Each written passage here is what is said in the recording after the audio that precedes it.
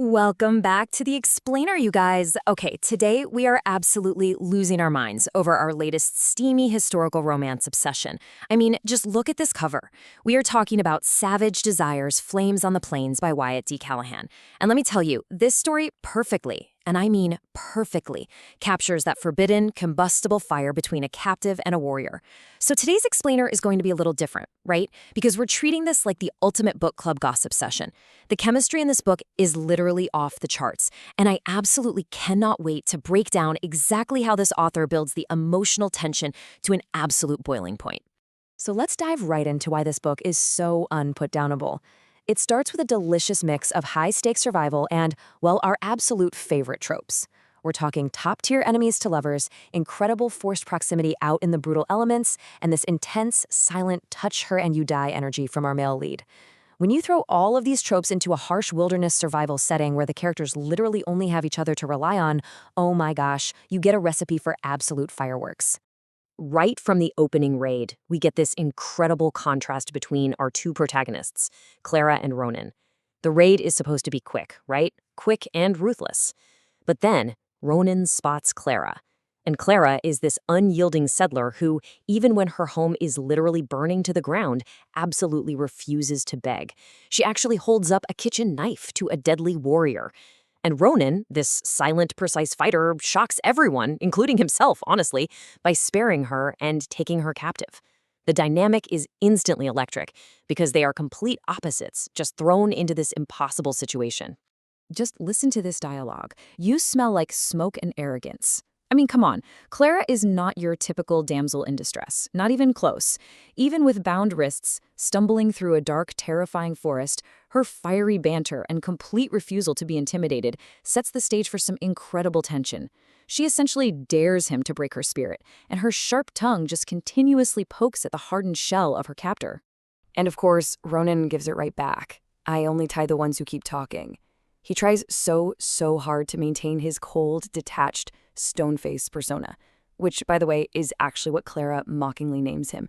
But you can feel Clara's sass slowly, deliciously cracking his defenses.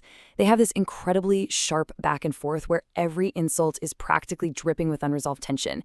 It's that classic romance banter where they think they're fighting, but we as the readers know they are just totally falling for each other.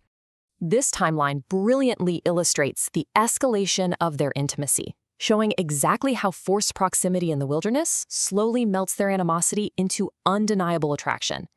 We start with the violence of the raid, move right into the vulnerable shared space of the storm, shift dynamics during the snare, and finally combust at the first fire. The pacing here is a total masterclass in slow burn romance. Every single step through this wilderness strips away another layer of their defenses. Okay, moving into part 1, forced proximity and unbearable danger. The physical stakes in this story are just as high as the emotional ones. Ruthless soldiers are tracking them from one side, and Ronan's own betrayed tribe is closing in from the other. This unbearable danger acts like a pressure cooker for their romance. You will absolutely swoon when a massive storm forces them to share a tiny rock shelter. They are completely soaked, freezing, and forced to share body heat just to survive. Clara looks at him as he carefully tends to the fire and drops this line. Maybe you're half savage, half gentleman. It's this beautiful, quiet moment where the walls between enemy and protector finally start to break down. The physical closeness in that tiny shelter just makes the emotional shift so incredibly potent.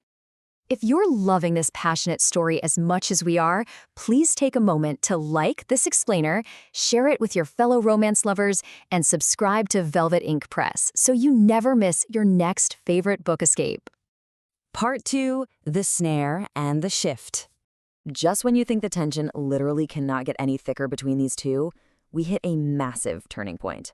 Ronan, the untouchable warrior, gets caught in a hunter's snare and is left dangling upside down. Clara cuts him loose, but he severely twists his ankle. So suddenly, she is the one tending to his injury. Wrapping his ankle, their hands brushing, it shifts their entire dynamic into something dangerously tender. And this shift? It leads to one of the most breathless confessions in the entire book. Clara finally asks him why he spared her life that first night, and Ronan admits, because you fought with your eyes, like you would never bow. Oh my goodness, actual shivers. He admits that her fierce, unbreakable spirit is exactly what drew him in. It wasn't pity at all, It was absolute awe at her strength. And then the boiling point finally hits. By the campfire, surrounded by the dark, dangerous forest, all that emotional buildup explodes into a desperate, hungry kiss. All restraint shatters. They completely surrender to their intense chemistry. It's forbidden, it's reckless, and it is absolutely everything we've been waiting for. The author writes this scene with so much fire and raw desire, you can practically feel the heat radiating right off the page. But of course, giving in to their desires comes with a massive, devastating cost. By choosing each other, they are essentially turning themselves into outlaws. Ronan is now marked as a traitor to his own blood, and Clara is still being hunted by the blue-coat soldiers. Both of their worlds are closing in on them fast. By crossing that line from enemies to lovers, they've guaranteed that nowhere is safe anymore. Survival now means staying together against the entire world. Knowing that they are completely surrounded, they have this hauntingly beautiful exchange in the dark. "We may not live to see another sunrise," Ronan tells her. And Clara replies, "Then let's take this one." Their absolute willingness to risk everything, to forsake their pasts and their people for just one more night together, is so wildly romantic and beautifully tragic. It's the ultimate declaration of love in the face of absolute doom. Which brings us to part 3, the last stand. With the forest completely silent and armies surrounding them on both sides, doom arrives at dawn. We are left completely gasping for air in Chapter 11 when the sun rises and they realize they are totally trapped. The soldiers are to the west, the warriors are to the east. With weapons drawn and nowhere left to run, Clara and Ronan stand back to back as the forest erupts around them. You guys, we are left screaming at the pages as this ultimate bloody clash begins. They are fighting against their own people to protect each other. Will they survive the wrath of both armies? Will this forbidden fire they've started end up consuming them both? The stakes have literally never been higher, and the cliffhanger here will leave your heart pounding out of your chest. Ready to dive into the heat right now? You can grab your copy of this steamy romance ebook today. Just click the link attached in the description of this explainer to start reading instantly. Seriously, the link in the description is exactly where you need to go right now to get your copy.